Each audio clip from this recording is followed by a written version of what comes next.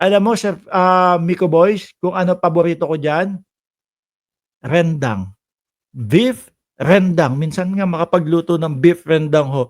Alam niyo ho ba, tingnan niyo mga boss Chipamo sir ha, ha? Yan yung mga bilateral meeting. Japan! Bilateral meeting ng Pangulo with Japan ho. At ito, alam ko, itong nauna is with Cambodia. Di ba? At nakita nyo ho, mga boss Chipamo sir, hindi ko lang nakuha yung mismong video kung paano po pagbaba ng Philippine Airline ni Pangulong Bongbong Marcos, nakasaludo lahat sa kanya. Yung mga kasundaluhan po at tingin ko piling-pili na mga kasundaluhan ng Malaysia ho yun, mga bossing. Ganun po nire-respeto ang ating Pangulo. Hindi kagaya, no? Vice Presidente na naman. Na naman. Kasi kayo naman lagi yung nag-i-issue, di ba? Ini-issue nyo si Pangulong Bongbong Marcos, puro gala, puro gala. Samantalang ito ang Vice Presidente natin. Yun ang totoong puro gala. Yun ang totoong halos ang ginawa pabalik-balik. Saan? Pabalik-balik ko ng daig, pabalik-balik ng ibang bansa. Para ano? Trabaho ba? Para sa bring him home. Doon lang naman din umiikot, di ba, itong mga ito, mga kababayan, mga boss Chipamo sir, sa paulit-ulit na bring him home. Lumalabas nga ang Vice Presidente sa panahon ng may kalamidad sa Pilipinas. Di ba? Nagagalit pa. Bakit nyo inilalabas yung video o yung litrato na hindi dapat ilabas? Na dapat pribado. Yun, kasi nakita papalabas ng bansa. At di umano, manonood daw ng concert ni Taylor Swift na kung naalala nyo yun, mga bossing, di ba? Eto, kada labas ng bansa ng Pangulo, trabaho. Grabe ang respeto sa kanya ng Malaysia at nung iba't ibang mga leader ng iba't ibang bansa mga bossing. Alam nyo ginawa ng mga DDS? Binigyan nila ng issue, mga kababayan. Pero ito, binigyan nila ng issue, mga boss Chipamo, yung isang litrato, na wala po si PBBM. Ito, nasa gitna siya. Yan, yung mga world leader. Kung makikita nyo di ba? Mga world leader at makikita nyo po, nandiyan si Pangulong Bongbong Marcos sa gitnang-gitna ASEAN. Ang ginawa nila, merong isang litrato na hindi kasama si Pangulong Bongbong Marcos. Bakit daw? Dahil nung ginanap yung litrato na yon, mga kababayan, yung ginanap, yung litrato na yon, may bilateral meeting na nagaganap sa Pangulo. At ayan po, ay sinabi ni Attorney Claire Castro, mga bossing, nasan ba dito yon? Sandali, nawala. Ito. Nawala po si President. Would you like to... Ito. Yan, sinagot Kasi yung mga DDS, paano man sasali yan? Paano naman sasali doon sa litrato, sa picture, yang si Bongbong Marcos? Kasi napaka-corrupt ng ating bansa. Ganun daw eto ang sagot dyan, mga boss. Good afternoon. Pero wait lang pinakita ko na sa inyo. Yung isang litrato na kumpleto yung mga world leader. Di ba? At nando sa gitnang-gitna si Pangulong Bongbong Marcos. Di ba, Maestro Paul TV? Shout out sa iyo, boss. Yusek, may mga photos and videos po of the group photo during the ASEAN-Japan Summit na wala po si President. Would you like to clarify that? Opo, kasi mukhang hindi na bibigyan ng tamang kwento. Kahulugan.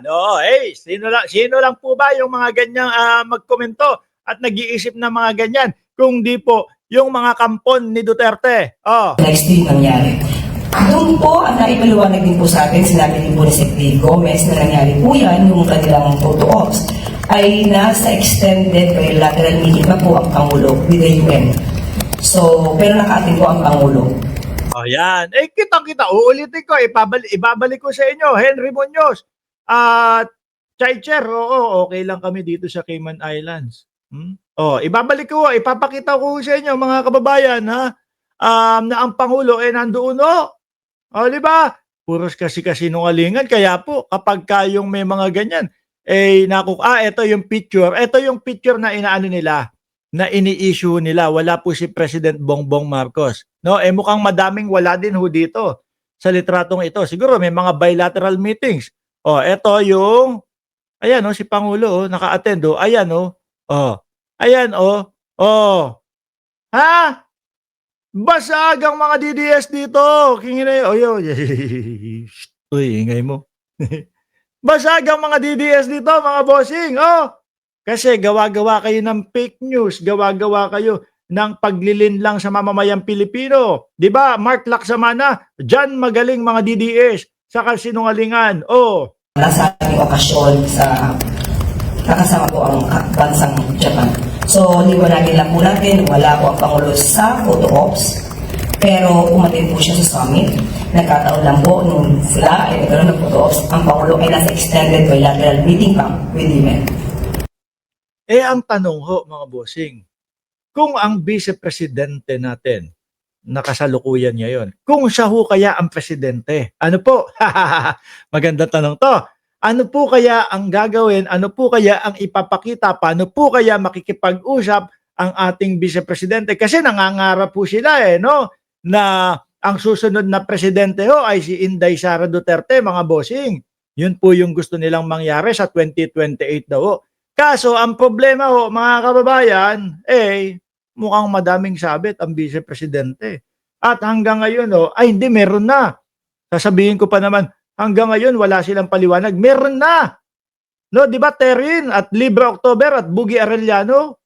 Meron na silang dahilan. After 2 years mga bossing, na tinatanong sila kung saan napunta ang pondo ng confidential funds, ay ginamit daw doon sa pagsugpo sa corruption, doon sa Department of Education. Ayun daw biglang sila pa ngayon yung hero pagdating po sa pagsugpo sa korupsyon. Sabi ni Ma'am Tuwiller Wilbred, kahihiyan ang ikakalat ni Inday Pusit. Baka kantahan lang sila niyan, host. Alam nyo mga bossing, nakakalungkot po no? Dahil meron pa din po tayong mga kababayan, ayun, napunta na naman sa lalamunan ko yung, alam nyo kung ano yung nasa ilalim niya mga boss. Ayan, ano yan cloves yan grind cloves napunta na naman sa lalamunan ko. Kaya nasa mid ako. Alam niyo po ang nakakalungkot mga boss Chief Amo, sir, yung mga kababayan natin na hanggang ngayon po ay naniniwala sa kanila. Pero may kasiyahan naman din po. Ano yung kasiyahan? Paubos na po sila. Konting-konti na lang po sila, mga bossing. Okay? So, alisin ko na ito. No, ngayon pumunta tayo, dumako tayo. Nako ito, may ini-issue po yung mga DDS kay Pangulong Bongbong Marcos. Kumbaga, parang sa panahon ni Pangulong Bongbong Marcos, mga boss, sa panahon nito, kakaunti lang daw yung classroom. No, ito. Kasi nung 2024, sa panahon ng nandiyan si Vince Dizon, 22 lang daw po, mga bossing, yung classroom. Ayan, yan ang issue nila ngayon. Di ba? Sabi ni Milo Amor, pareho tayo, Boss Mark, umiinom din ako ng dry cloves. Opo, nakakabango ng hininga. At nakaka-maintain ng blood pressure Wala naman tayong high blood, pero nakaugalian ko na para laging mabango ang hininga.